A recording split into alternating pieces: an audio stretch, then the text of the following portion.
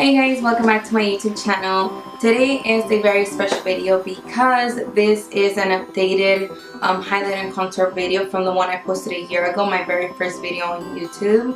It's been a while. Anyways, I've incorporated new techniques. Of course, I've improved in certain things. I mean, not only have I changed the products I've used, but most part is that I'm teaching you guys with a more better quality than my video a year ago. So if you guys want to learn how to highlight and contour, keep on watching. So before I apply anything on my face, I do like to make sure that it's clean. There's sometimes where I do reapply makeup, so I like to take a toner and just basically clean the areas that I need to, as well as this H2O Beauty toner is to minimize the appearance of pores. So I just take it mainly in this area where where my pores seem to appear larger. Not seem, but are larger. So after toning, I like to go in with my moisturizer. I am currently using two moisturizers. One, because of what it's doing to my skin, I want it to refresh. Second, because I like more of a thicker consistency on my skin before I apply any foundation. And the first moisturizer that I am currently using is a Tony Moly. This is new to my basically life, or skincare, whatever you want to call it. What this moisturizer claims to do is says it provides care for oily skin and pore problems, which I do suffer from pore problems. This area here is where I have larger pores, and I feel like that's where my texture is visible regardless of how much primer I use. So anything that can help minimize my pores, get rid of them, basically anything that has to do with pores, I will take it. So basically, after applying this moisturizer, I let it sit for a few minutes before I go in with the second one, just because I want my skin to absorb this moisturizer first rather than having two moisturizers on top and not really doing what they're supposed to each individually. So I let this one sit, and meanwhile I let that moisturizer sit. I am currently using this hydrating eye cream by Bobbi Brown. It's a small sample that I got from like the Baby Rouge gift thing if you have like 500 points, and I'm currently trying this out. I do use other eye creams like Garnier, for instance. I mean, there's a lot of good eye creams out there, especially for you to apply before you go in with foundation or anything like that. You definitely want to have something hydrate your under eye, because if you're going to be applying creams and setting that, no matter how much you try, if you have folds under it, it's going to crease. To avoid that, you do want to moisturize, keep that area hydrated, as well as the same thing as you do all over your face. Now, it's not necessary to go in with a second moisturizer. If you have one preferable moisturizer, just do that. Do you. I'm just extra. I like to do extra to my skin. I like to prepare it as much as I can just to ensure that my makeup will last all day long. And the one I'm going to go ahead and use is the Embryolisse. And the reason why I go in with this one after is because it's more of a thicker consistency rather than this one being more like a watery film. And because it does have that primer, I would like to have that more coverage on my pores rather than just going in with moisturizer and then primer. So with this one, I'm not going to take too much. I'm just going to take a little bit. Just with both of my fingers here, I'm going to rub it in this area where I'm very dry, my pores as well, and this area here by my cheeks, because this is the area that I definitely do not want to have dry, since that's the area where I'm going to be contouring. So after applying all those moisturizers, eye cream, I like to first wait a minute or so. If I'm in a rush, I don't wait a minute, but I like for my skin to absorb products individually. That way my skin could go ahead and absorb whatever that specific item is going to be doing to my skin, rather than just topping them on top of each other and making no sense on what each is going to do. In a primer, I am using this e.l.f. Poreless Face Primer, very affordable, super good. And I like to apply it here in this area because that's where I suffer from pores, like literally all this area here. So after applying all the products, your skin will tell you when you should apply the foundation. It's actually not going to talk to you physically, but you will know when it's the right time to apply your foundation. Like right now, I feel like my skin is good enough. I don't need no extra product. It's time for me to go in with foundation. So at the moment, I'm currently going to be mixing my Born This Way Too Faced foundation along with the LA Girl. I want full coverage. Any full coverage that I can get, I will take it. I'm all up for it. I usually do less makeup when it's more on the summer, humid, hot days, just because I don't want my cake melting. But because I am showing you guys a full coverage, basically an updated routine of how I contour and highlight from a year ago that I posted my first video here on YouTube. So that is why I'm mixing these two foundations, just because I like the consistency of each. But then again, the shades are very different as well. So I'm going to be mixing these two. So in my spatula here, I'm going to basically mix my foundations together just to ensure that one side doesn't look lighter than the other side looks tanner than the other. So I'm mixing both of the foundations. Once that's done, I'm going to be taking my beauty blender, not an actual original beauty blender, but it's actually better than it. So I'm going to dip it in here, and what I like to do is just start at the bottom area first.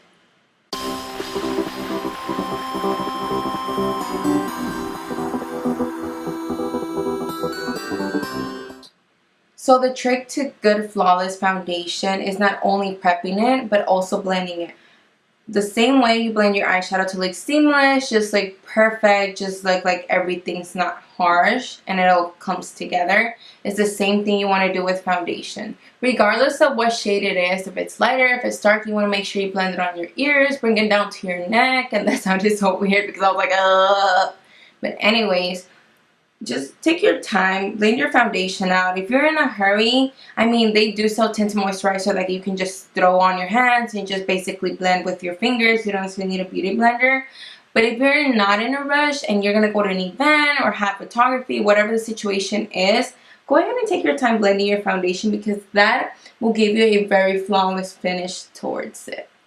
I'm going to go in and start highlighting. I am currently using the Tarte Shape Tape Concealer in shade medium. Of course, as you can tell, I am tan on my brown biscuit. So I feel like this shade suits me very well. It has actually replaced my MAC Pro Longwear, and that's one of those concealers that I couldn't live without. Now this is my favorite. I've gone through so many in just a short period of time. I think it's only been a few months that I started using it, and I've gone through so many. It's like I can't be without this concealer. So the way that I like to highlight is very basic. It's basically the same routine that any other girl would do. I mean, there's certain things that might change, that I might be doing, you know, differently. But it really comes up to you on what areas you want to brighten up or hide when you're highlighting and contouring. So for me, of course, I'm going to be highlighting this area. And because this foundation, this concealer is full coverage, you don't necessarily need to use so much. But because I like to be extra like that, and this is how I go through so many, I go ahead and just go ham on it. So make sure that you don't use a lot. Don't be like me. Don't do that mistake. So as you can tell, my highlighting routine is basically the same as you would see on every other tutorial. The only thing that is different for myself, because of what I want to do and enhance in my face features, is the area on my nose. Because it is wider, I like to go and take my concealer and apply it on this area here, because this is the areas that I want to minimize to make my nose look narrow. So I start here at the bottom of my chin. Sometimes when I feel like I over highlight, since I'm using the same beauty blender and there is still foundation there, I go and blend out the outer areas if I feel like I over highlighted that area. So now when it comes to my nose, I start here in this area and I work my way upwards like this.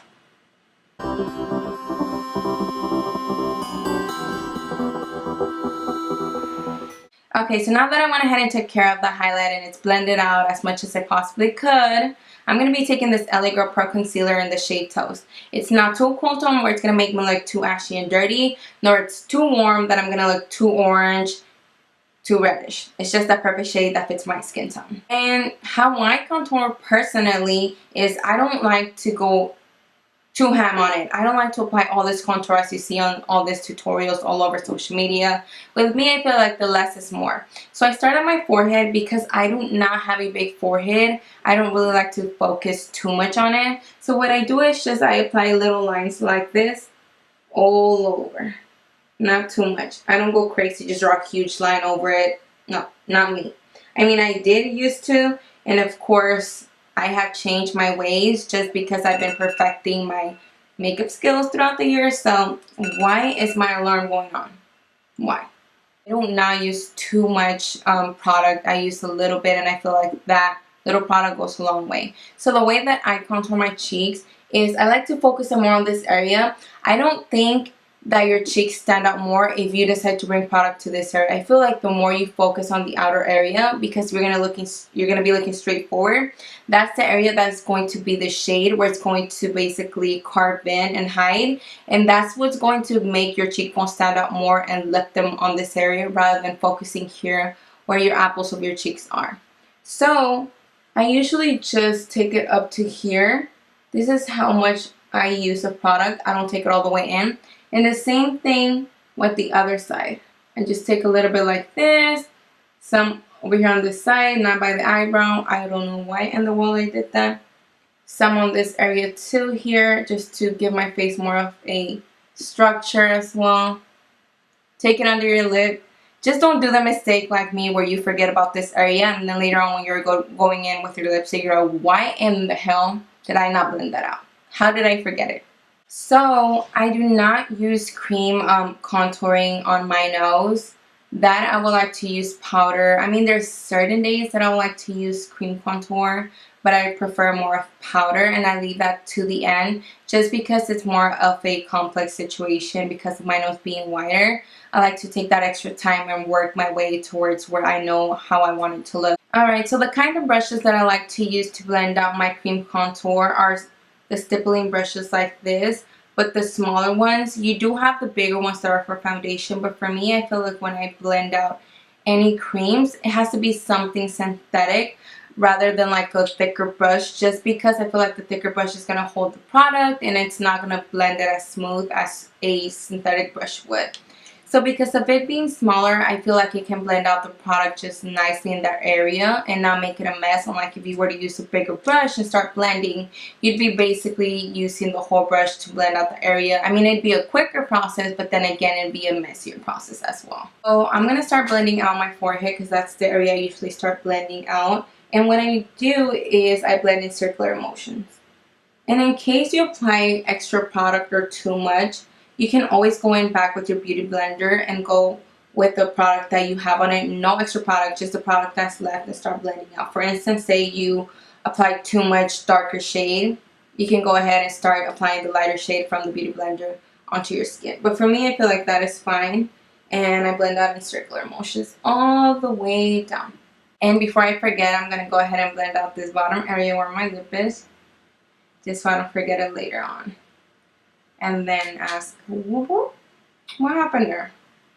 Anyways, so I'm going to move to the area where my cheek is. And the way that I blend this out is I start from the inner area of my ear, and then I start blending upwards in circular motions, just like this. And sometimes I like to suck in my cheek just slightly, not too much, but just slightly, just to help me with the area that I want to make sure that I'm blending out right.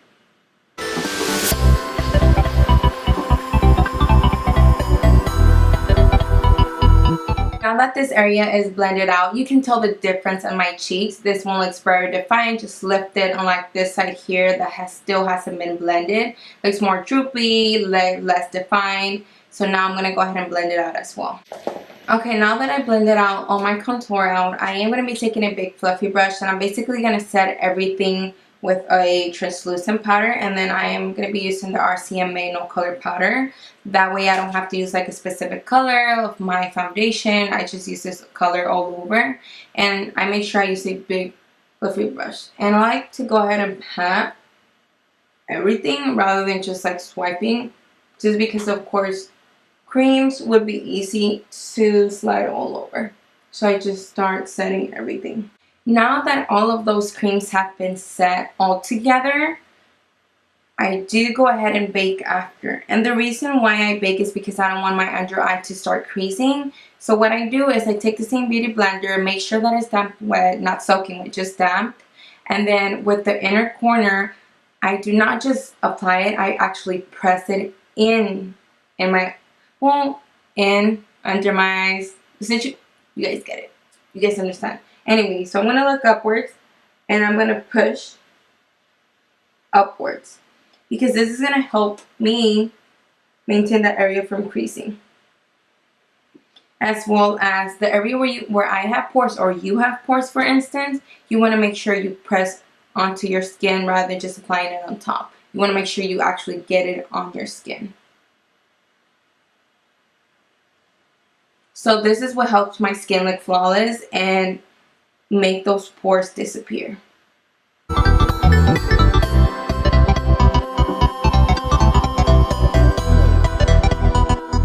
And now that I have dusted away basically all that baking powder, I like to go ahead and work on my bottom under eye, because if I were to work on it before I started applying any foundation or concealers, basically by the time I blend out all those products, I feel like the bottom area of the under eye shadows will just be gone. So I go in with a pencil brush and I basically start using the same shades that I used on top of my lid.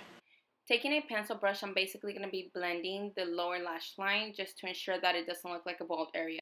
Now I'm using bronzer, and it's by Colourpop. It's a collaboration with Alexis Ren, and it's a duo. It brings both a bronzer and highlighter. And of course I'm going to be bronzing the areas that I did contour with the darker shade, just to ensure that I'm setting that cream.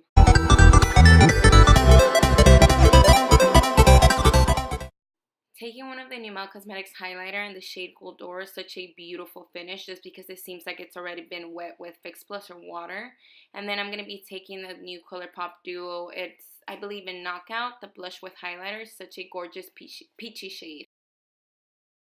Okay, so now to basically clean up my bronzer and my blush, I like to take a smaller brush, more like a flat one as well, and I am taking some of the RCMA translucent powder. And the way that I'm going to be cleaning up my mess of bronzer and blush, but also to define my cheeks, is this area here is where I'm going to basically be cleaning. So from the inner area of my ear, I bring it all the way to here. I stop in this inner area.